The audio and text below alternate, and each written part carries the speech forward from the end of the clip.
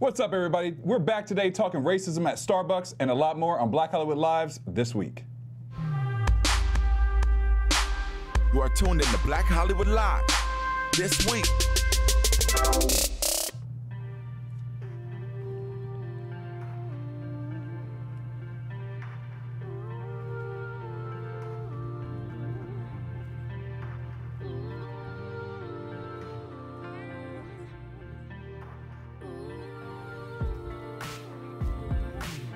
All my lyrics so conscious, you probably think I don't have any fun. Say na na na na na na na na na na. But let me remind you, I love girls and I'm 21. Say na na na na na na na. Na na na na. So I'm gonna act like I don't care about anything tonight. Say na na na na na na na na na na. And I'm gonna talk to any girl I see in my sight. Say na na na na na na na na na na. Damn right, 'cause I'm single. Can't judge me if I mingle. I touch her hips and they tingle. So I better hit her bells and they jingle out. That's what's up right there. Girl, That's let's go. Yeah. Killing it right there, killing it. See, we did something different today on Black Hollywood Live this week. We changed it up. We had the live performance game today. That's Sean Seay right now in the house, killing it. I appreciate you bringing me on, you know? Yeah, I appreciate that, man. That was dope. That was a dope intro. What else is dope here is our panel of guests today outside of Sean. We got Courtney Stewart. I'm back. What's up, y'all? And Mr. Melvin Jackson Jr. What's going on? Thank you for having me. In the house, you got a new project coming out you're going to tell us about pretty soon? Absolutely. And I am, of course, Derrial Christon, and we are back here today with a lot of topics, a lot in the news this week. No, a lot. So we're going to talk about those things, but we're going to get back to you two and talk about the projects you're working on as well. Yeah, so. Find out what we can find out. Be single and mingle and all that good all stuff. that kind of good stuff. Single and mingling. All right, we're going to jump right into the topics. And, of course, our top topic, because she is the queen of the world, is Beyonce, y'all. And I know... Did you give a hand clap in the booth? Is that what I just heard? I did not realize I was not muted.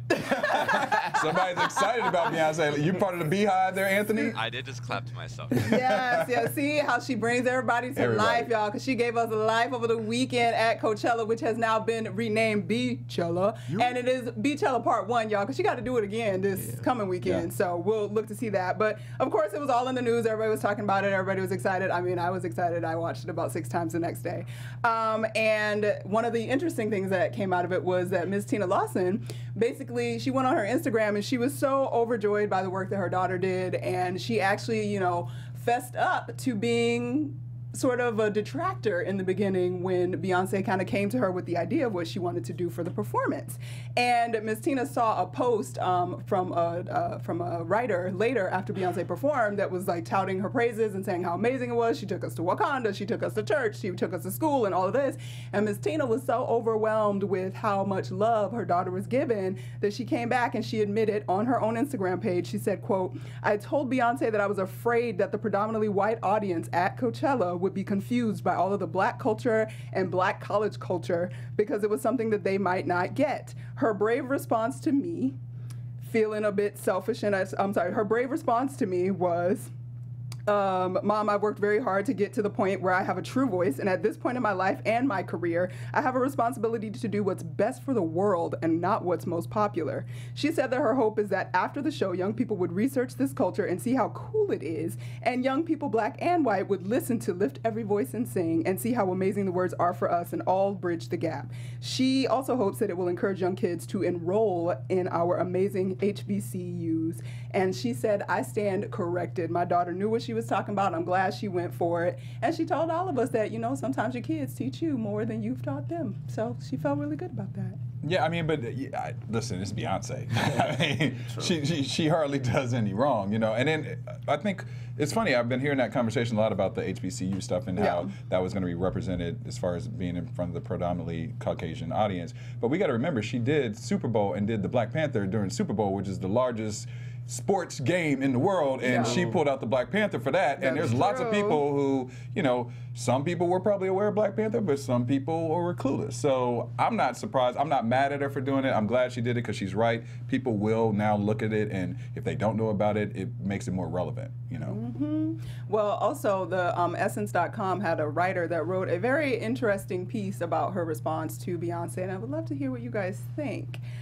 She said that Beyonce actually felt like Beyonce gave 2 performances that night. She said first it was one for us, you know, to help us remember our youth and remember the greatness of, you know, being Black and being proud of going to HBCUs, et cetera, et cetera. But she went on to say that the second performance that was not for us, it was for them. And in her performance for them, she presented Black culture not for the world's consumption, but for its salvation. She lifted Black spirituality, artistry, education, and activism to boldly proclaim that when the world recognizes the endless possibilities within Black culture and the humanity of the people, I'm gonna say humanity like 3 more times just because we got some other topics that's gonna talk about humanity and why people are messed up. But if you, and it uplifts the humanity of the people, who provides it, then and only then can we all be free. So basically, she gave a whole lot of credit to Beyonce's performance in terms of what it was actually doing and saying. Do you guys actually think, if you have watched it or have not watched it, that was really communicated, or do you think this person is just over-intellectualizing something that people are not even really going to pay that much attention to? Melvin. I think that it was so much publicity over it that I think that it can do that, because it was like, wow, you didn't expect that. Like, so it's, you know, if sometimes we have to learn with artistry. So I think that what she was trying to do came across, and we saw the stepping, we saw a lot of things. So it makes people that are not Black to be interested in, like, oh, let me see this, because there is an icon like Beyonce doing this. I think there is some truth to what she said. You know, I think that sometimes it can be over dramatized in a sense, but you know, she has a point to where at least there's a thought pattern that happens. It may not be all of what she said, but at least a little bit there that people were like, okay, well, let me see what this is all about, and now be more interested in actually getting to know what our culture is really about, instead of shying away from it because it's not something that they grew up in. Man, I in my opinion, man, I think that it's kind of sad that we have to even have this conversation. That, you know, it's a big thing to even just be yourself. You know, to just do something to represent our culture. Because if you think about it, if it was an Asian artist and he did something to represent his culture, that would just be expected. Yeah. Because they, you know, they do that. Like, other cultures represent their culture. It's just us who are known for, once we make it to a certain pinnacle, we just let all that go because it's bad for politics. So it's kind of sad that we got to talk about it instead of, this should be a regular, because there's so many of us that, you know, do positive things every day. So it's kind of sad that we got to have this conversation. But since we are, of course she's right. There's nothing wrong with what she's doing. There's nothing wrong with, you know, reviewing our history or what we have and what's hot for our culture, you know, what we relate to. There's nothing wrong with that. That's beautiful. It should be on the average, really. I agree. I mean, but I think that sometimes these conversations need to happen for eventually it not to be a conversation. Right. You know what I mean? Like, I feel like right. Once, you know, there's lots of things we've talked about in the past that eventually it's like, okay, we have covered that subject to the extent. Right. So let's move on from it. And I think that this is one of those examples. I feel like hopefully we will not still be talking about this same thing 2-3 years from now when Beyonce or whoever's next, you know, is performing. It should be like, oh, Blue Ivy, whoever. Okay. Blue Ivy and her group. Like, okay, cool. So then, do you think at some point, because there's this whole saying going around about the unapologetic blackness that is sort of occurring. It's almost like it's a trend in culture across art forms, whether it's on television, whether it's Beyonce on stage or whatever. Do you think that is something that we're all sort of leaning into now, for real? Is it just something that's kind of cool right now? Is it something, do you feel like you can be unapologetically Black in a way that you never were before? I think that, man, like, to be honest, I think a lot of this now, being Black and being proud of it, even more, came from Black Panther. Like, we came out in numbers, and like I dressed up like as King, Prince Hakeem. Like, it just took you there to another level to where it's like, I'm Black, I'm proud of it, I'm not gonna apologize for who I am and what I cannot be. I cannot be anything else but black. When I walk outside, I'm black. So I think that definitely with everything that's happening in our community, us getting killed and things are being taken away from us, that now people like we have to own our blackness and we have to continue to showcase what our ancestors were showcasing, being proud of who they are and not trying to be something that you're not. I agree. I feel that. Because the thing that I love about it, things like Black Panther, what made people really love Black Panther is that for the first time we saw ourselves in a light where it's like, yo, this is really cool. Is this what we could be? Like, you know, just give you another perspective that we've never truly seen. Most black movies, they're gonna go to slavery, you know, and like people don't want to really get into that anymore. So it was definitely cool, and that's kind of what this is, you know, in a sense. So you might be right with that. It might be something that's more than just a moment. Yeah, I don't think it's just a moment right now. I think that everything that's happening is happening for a reason, and it's needed. It's like, you know, I agree with Melvin that that Black Panther definitely helped, I think, to kind of reiterate the culture and obviously the numbers. We're seeing the numbers of the movie be so successful. So I think that black people as a whole are like, see, we told you, you know what I mean? Now, are we going to all wear dashikis every place we go? Not necessarily. I mean, some people will, but I not everywhere. A couple dashikis. I'm like, man. I need to get a couple. I was like, I need some more. I'll be wearing the same one, you know. You'll play Derrial wearing that same dashiki again. No, but I mean, I don't think it's just a fad this time. I really think that culturally, this is starting to be a movement change that will still occur as the future comes. I agree. Okay, and my last question, I'm not going to beat this to death, but it's, I don't know. Okay, so I call it a tick in our people, like where there's a point, and obviously there's historical reasons why these things happen, but once, you know, you get so far, you have to set aside some of what you are to a degree to be accepted in the broader audience. Do you think that we're getting to a place where our standard is our standard alone, or is it just now that white culture, technically, because white folks went and saw Black Panther, like, yes, we were proud of it, but white folks accepted it and went and saw it, and their reason for the number. Absolutely. So now that they're sort of accepting of that space, now we can accept it ourselves. And does that in turn make us only doing what we've still been doing all along, and that's needing white validation for black excellence? You went there with that one. That's a good point. That's a good point. I mean, I'm just curious, because like these are all the things, everybody's like super excited, and don't get me wrong, y'all, I was dancing, I'm still trying to learn the moves, I want the outfits, like all of it, like I was doing it, but I started to wonder, I'm like, well, are we excited about this? Because yes, obviously we're proud and like super, and I love that the bands were there, it took me home, like I felt like I was back in Atlanta again, like I get it, but is it because now that the broader, like mainstream, whatever you want to call it, is like, oh, that was excellent, that we now say it's, because the band's been bombed since I was, you know what I'm saying? Always. Like, my Battle of the Bands was everything, and we loved it, but somehow that wasn't something that we were proud of and put on a pedestal, or maybe we just didn't have anybody to put it on a pedestal, I don't know. So I'm just wondering, like, are we just in a place now, again, where white folks think it's cool, so, okay, yeah, it is cool, guys. We're okay saying it's so cool now. I definitely, okay. No, go ahead, please. Okay, the way I feel about that, I love that she brought that up. About needing, in the past we've needed white validation. That has probably been our biggest issue with ourselves, because really I feel like if we just go out and do and be yourself, be who you are, be a part of your culture and do that and be proud in it, everyone else is just going to respect it. They have no choice. If you love it that much and you are about your culture and you're not disrespecting another's, they're gonna respect you. They have no choice. It's too much. Like the unity in itself will just make you respect it, and like that's kind of what I took from it. Like we're to a point now. It's like you asking like, did we need that white validation in order to continue it? I don't think we ever really did. You know, that's just so in our own heads. That was in our own minds. They've always liked our culture. They've always admired our culture.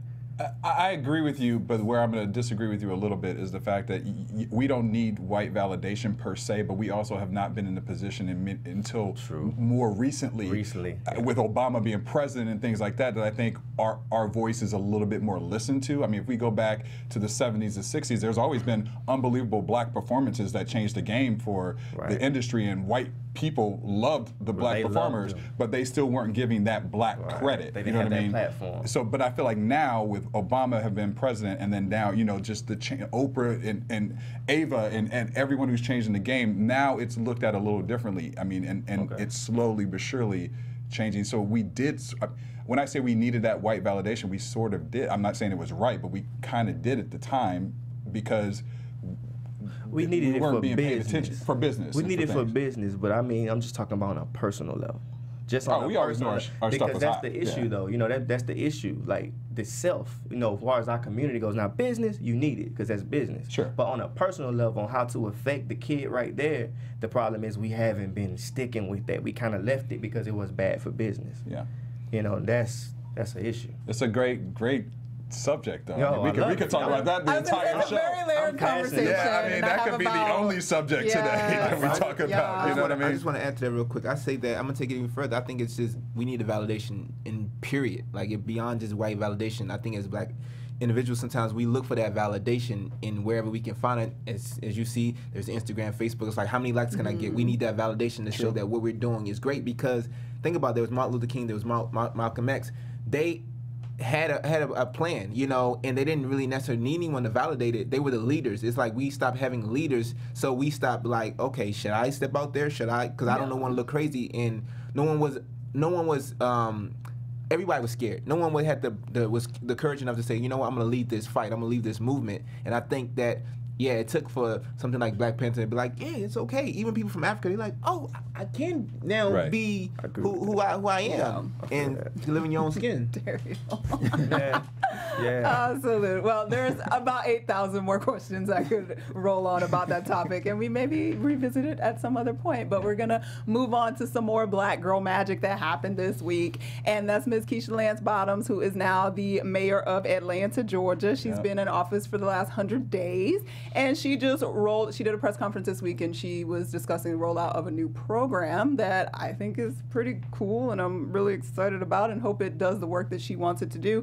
It's called the PAT program, and that stands for Preparing Adult Offenders Through Treatment, Therapy, and Training. And it's a re-entry program designed to help nonviolent criminals and ex-offenders receive vocational training while they're in jail in order to remove any obstacles to employment once they're released.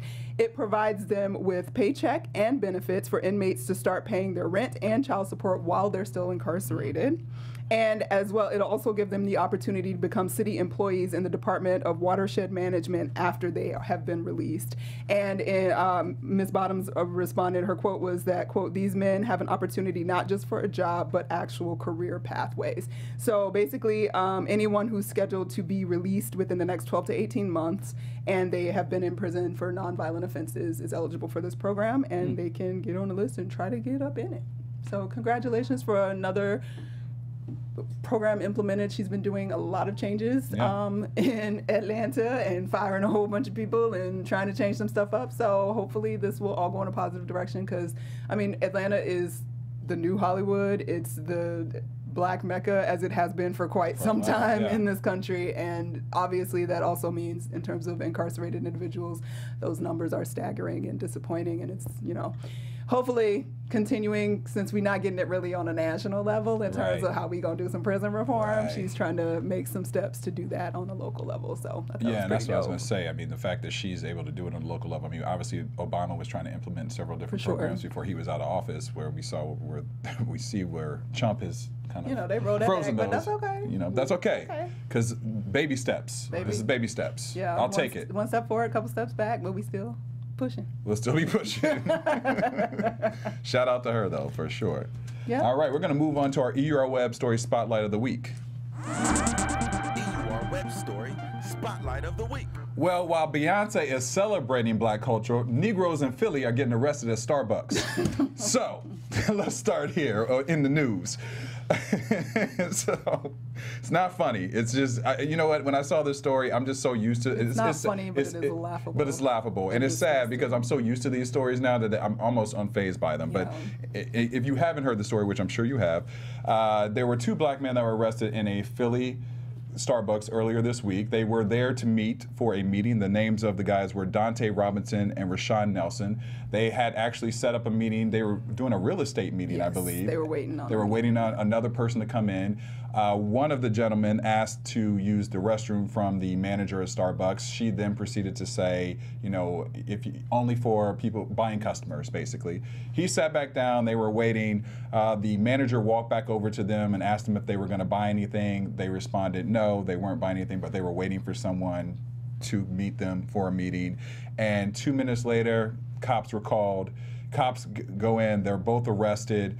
Even the white patrons who were sitting in the Starbucks were very upset by the actions that were being taken place. The police questioned the 2 gentlemen. You know, they let them know exactly what was going on. You know, that they were there waiting for this meeting specifically. And here's a little clip of some of the chaos that took place in Philly this week with that.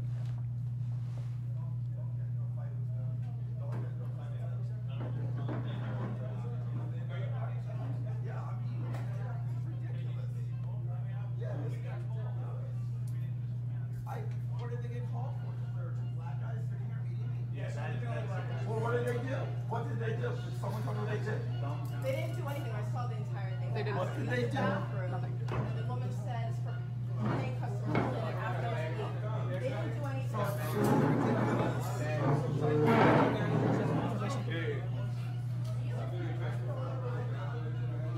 So as you see from the video clip, the men are being handcuffed and taken out of Starbucks for not purchasing anything and just sitting there for a meeting, by the way. Now, since then, the CEO, Kevin Johnson, not to be confused with NBA Kevin Johnson, has issued a statement apologizing. He actually is having 8,000 Starbucks close on May 29th, so 175,000 employees can get racial training overall, racial bias training.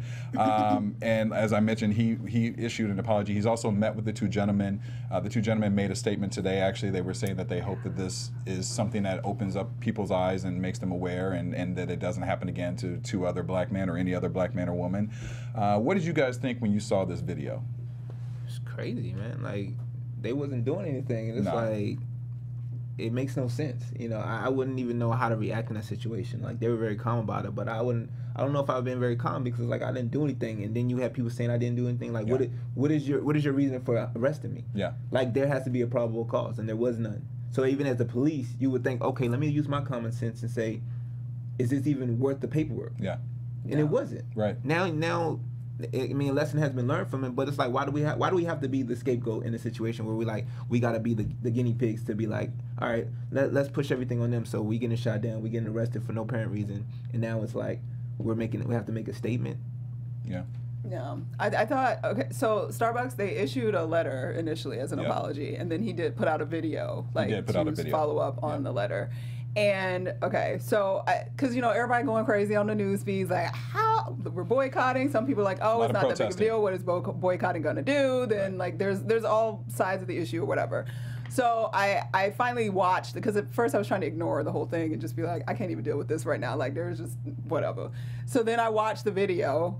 And I was like, Starbucks, I really wanted to believe and be positive and be optimistic, like, oh, well, they're on top of it. At least they're doing something, because a lot of companies just issue their little letter apology from their PR person and don't do anything else. But at no point, he said it was reprehensible behavior on the part of the manager, but he never called out straight prejudice or racism. And I feel like, and I know we throw racism around so much that people are like, it's not always racist. It's not always. It's racism in this situation, and I would like it to be labeled as racism, and I would like people to feel that it's ugly and say how ugly it is, because racism is an ugly word, and nobody wants to be called. Most people don't want to be called racist. But if you can call it out and honestly identify it, maybe for once people will actually realize, yeah, it is pretty freaking ugly that we did that, and stop trying to talk around it. Oh, this is very reprehensible. We need bias training. And somebody posted a meme that said, Starbucks is closing for racial bias training, but what about the rest of America? Because I was like, that's not, I mean, great. I know he's doing it, and I want to believe he's doing it because it's really the right thing to do, but the reality is he's afraid that black people are going to not buy Starbucks coffee, so it's really a financial gain, and it's financially viable for him to do it. So I respect that. I understand it, but it still gets under my skin, and I'm still grossed out by it. I know they said that the woman left the job, and technically, I guess legally, they can't disclose if she was actually fired or if she just decided to leave. But I want her arrested, and I want her fined for wasting my taxpayer money to call the police out for some nonsense. Like, and I just feel like there's not. Yes, people are outraged and it's angry, but I don't know that it's. The response is still like, I feel like I'm still getting the sugar-coated version of let's talk about it, and I don't like how it's being talked about. So at least call her stupid or something. Like, he wasn't harsh enough when he was discussing it. It was still very like measured response to discuss. It's not measured anymore. That is the most blatant, ridiculous situation that we've seen, other than the way they shot up somebody, and then they shot up somebody's car the other day, and I don't even know the details about that, but I'm just like, if nothing else, like, it was clearly, like, we have the full video, we see they were just walking quietly, and watching them on Good Morning America, I think it was this morning or yesterday, this morning, I saw the video afterwards, and I was brokenhearted. Like, though, I don't know how old those guys are, but they sounded, and I know they're being positive, and they're like, yeah, we just want to talk about it. We're not thinking about suing. Like, we just want to fix it so it never happens to anybody again. They sounded so hurt. Like, it was not just like angry. There was no anger, actually. They just sounded hurt. Yeah.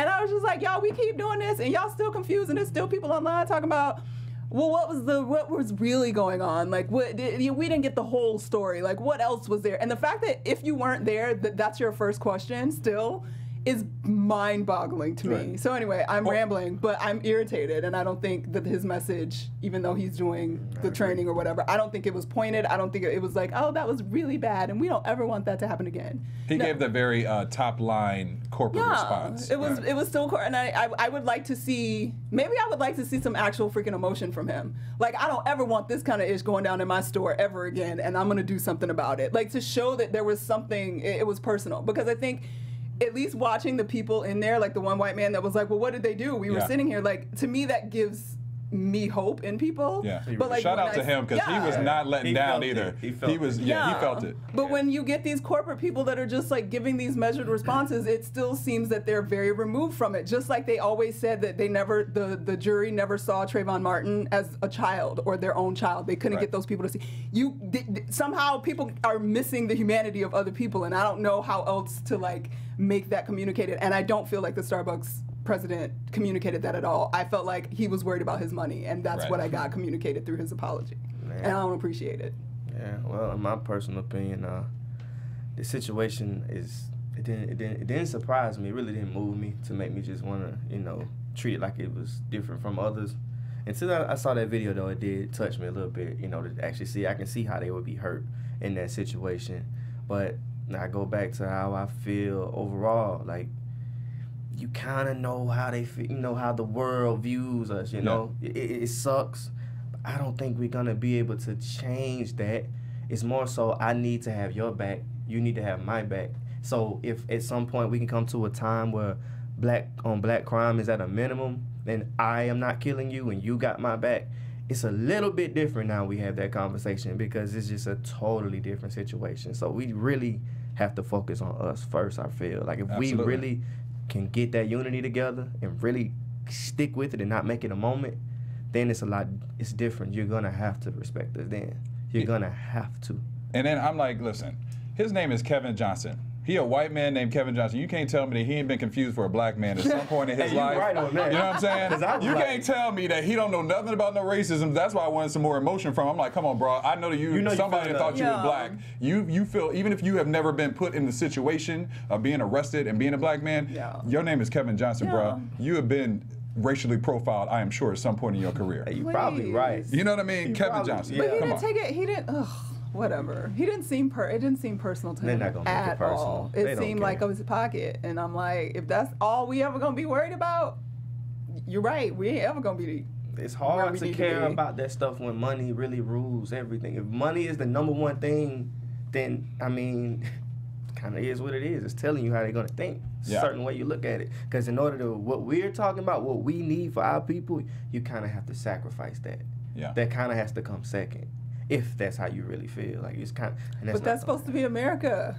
Well, it's not supposed to be America. America is supposed to be money first, but like as people, like we should have at some point figured out that humanity has to come before money. Humanity, then money. But it's never been the case. It's never so been why the should we case. be surprised? And Melvin, you were arrested at Starbucks, so what was your situation? I'm just playing. I'm just playing, y'all. He wasn't arrested. I'm just playing. I was like, bro. He was like, what? I was like, oh man, not another one. What? This at the end of the day, it's still sad though, for real. It's sad. Because I would hate for it to be me, because I would really be in my feelings. I would. Oof. Man, I'd be in my feelings. Like you said, I would. I can't promise that I would be able to be quiet. They didn't even get they got arrested and they didn't read their rights. They weren't like nothing. They just handcuffed them and walked them outside. I would have probably lost my shit. And I don't know that I could be calm as they were in that situation. I was like, man, they're really calm, because brothers Yeah. would have been like, no, you ain't They taking me, didn't even know no. it. Yeah, Tear this but- whole thing up, you gonna have a reason to take me. Yeah. But probably knowing what's going on right now and that bullets just be flying for no I was apparent like, wait a minute, reason. let me call my and, lawyer. Let me call my lawyer I know right that's now. right. But can you have that presence of mind? I don't know. It's messed up. That'd be It's hard. just messed up. They need free coffee for black folks for the rest of their lives. That ain't That's why I don't Ain't even enough. like Starbucks. That ain't enough. I go to coffee. I was gonna say, are you gonna ban Starbucks I don't drink now? coffee. Is I it- drink hot chocolate anyway. you gonna So ban- would you go in Starbucks now, or are you banned? I feel I the view kind them of the way. same. I view it the same. Yeah. I just do. I view it the same. It doesn't change to me. Yeah. I'm still mad at H&M. It's like Dove, H&M, Dove, H&M. Starbucks. They all showing their Yup. colors. I still got some Dove soap sitting in my cabinet that I won't even open because I'm mad. Like, because you're not. I haven't been Nobody's able to go Dove. in H&M either. It's been tough for me. Every time I see wanted H&M, to. I'm like, I really. I ain't gonna lie. I really want that shirt, but I'm not gonna do I'm it. not gonna do It was it. another company too recently. I don't know. I just want to ask the question all though, because of we're them. talking about these brands, these major corporations. So, what brand that's major that's not owned by a colored person that you would say support us? That really just. Oh, I don't think they support anything but the green. Yeah, for yeah, sure. that's what I think. And that's Yeah, what at the I end of the mean. day, So But at the same they're time- all in the same boat. But when you have blatantly shown me, Yeah, you just got then caught up. I can't pretend like that's not there. That's what- like yeah, when you yeah. show me who you are, I gotta receive that, because Yeah. then otherwise it's me still continue until you've done it. But I please, get what you're saying. you know, Yeah. Nordstrom, Ralph's, don't do that, because I really can't be going looking for other grocery stores. Right, and- I need Trader Joe's in my life. Like And you can't. Aldo. Like I'm like Aldo, don't do You it. know what I'm saying? Aldo Don't. and Target, don't do it. Because I got to go there after I leave this show today. Don't mess up. All right? All right, we're going to leave the topics on a positive note. Kendrick Lamar. He is a winner of a Pulitzer Prize for Damn. Yeah. All right, so congrats and shout out to him. So this is the first time that this has ever been given to a hip hop artist, because normally it's always classical or music jazz. or jazz music. Yeah. The Pulitzer is an award, for people who don't know, is an award for achievements in newspaper, magazine, and online journalism, literature, and musical composition in the U.S.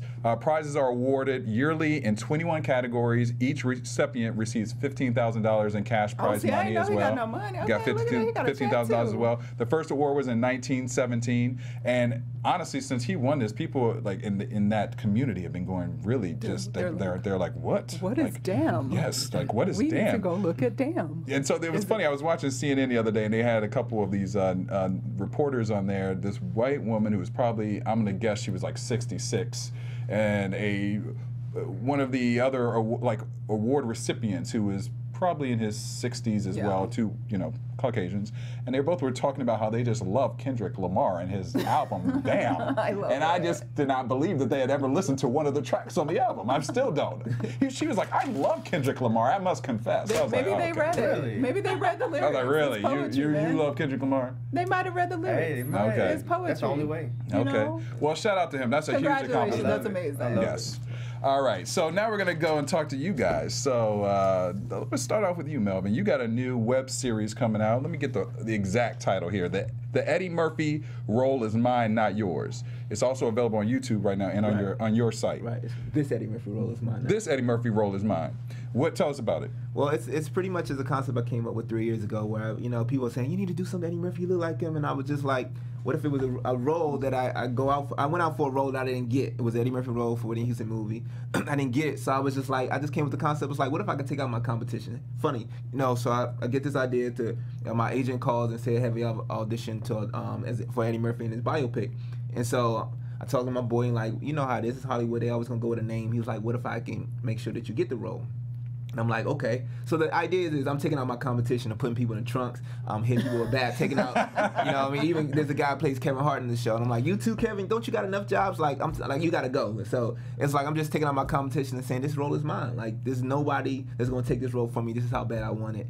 And this is just a fun play on me, you know, admiring Eddie Murphy and what he's done in his business and paying homage to him as well. Do you know if Eddie's seen it? Nah, not yet. I know a couple of his folks may be looking at it. So Eddie, you gotta check this out. I saw a clip. Eddie, I was like, you doing your thing. It's funny. It's funny. Now, as an actor, and you know, obviously this year we've seen a lot of change as far as like more people of color on television. Right. Are you seeing that translate into more opportunities for roles for yourself? Absolutely. I think that, you know, it's definitely opened up doors for, you know, roles that I may not have been considered for. Now it's like, okay, now people are creating roles for us. So it's like, you know, there's a lane that we all have, and I feel like there's a lane out there that has my name on it. So it's like this year is perfect for me, and that's why I created this project for myself and be able to put my friends in it, and now it's being considered for 2 Emmys. So that's huge. You know, congratulations. Thank you. So it's important that not only just for a project to be created for you, but you can create those projects as well for yourself, and that's what I wanted to do. I wanted to showcase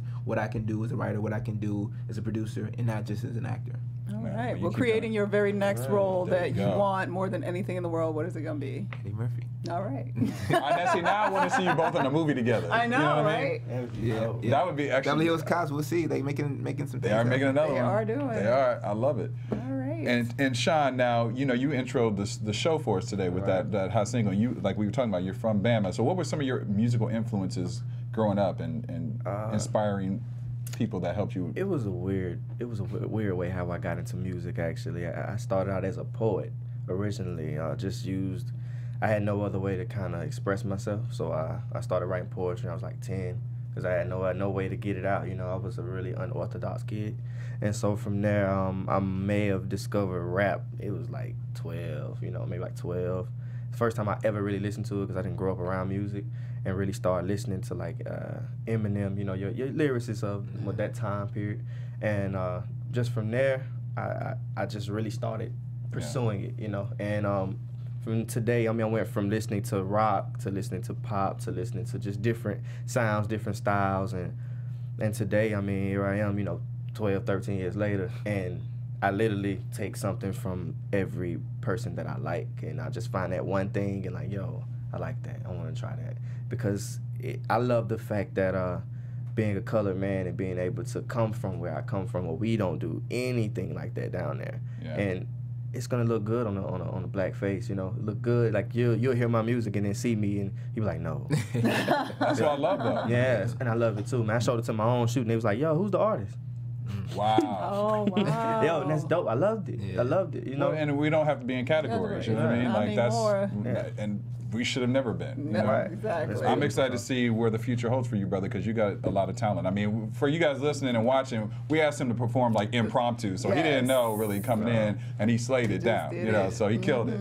Yeah. Now, where can fans find you? You can find me at Sean Seay Music. It's on Instagram, Twitter, and Facebook. That's SeanSeay Music. So, And where can they get the single? right, same place. You'll be able to find me. All right. So, I appreciate it. Follow me. Let's talk. Follow him. Courtney, where can fans find you? Everywhere at Stewart Starlet. Melvin, where can everybody find you, and where can they find out all about your new project, your web series? My web series is also on my website, melvinjacksonjr.com. You can check it out. Melvin Jackson Jr. Everything, Instagram, Twitter, Facebook. Not hard to find. And do you? Is it all there? Like all the episodes already there, or they're each week? On my Okay, website, already it's up. already, it's already out there. All right, so you can binge watch it this Binge it, weekend. y'all. You ain't even Don't gotta go to wait. Coachella. Watch his Takes web 10 series. minutes. They're all Yes. about 10 minutes total. So you got Nice. 10 minutes of your time. Make it happen. That's what's up. Support this brother and support this brother. Sure. You can find me at Derrial Christon on Instagram, Twitter, Facebook, all that fun stuff, and also on the Reels channel on Broken Famous. So we will see you soon and have a great weekend. Peace.